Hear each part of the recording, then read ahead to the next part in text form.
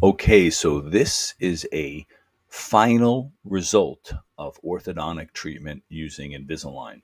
And what I want you to notice that you probably noticed already is what kind of a bite is this?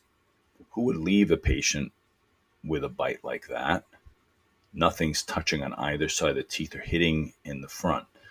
When the teeth hit in the front without the support of the back teeth, they really can chip and wear.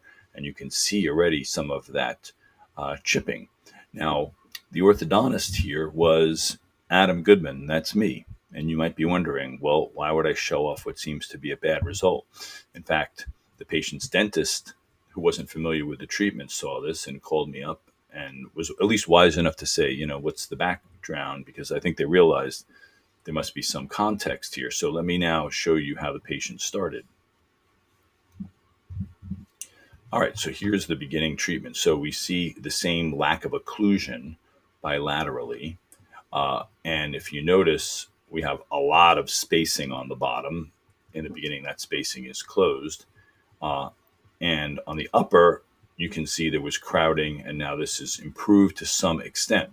Now, you might be wondering, well, what's going to happen to this patient with this kind of occlusion going forward?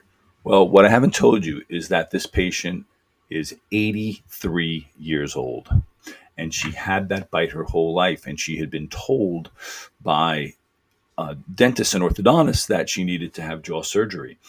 And that was actually probably good advice when she was very young, because you never know how someone's going to fare.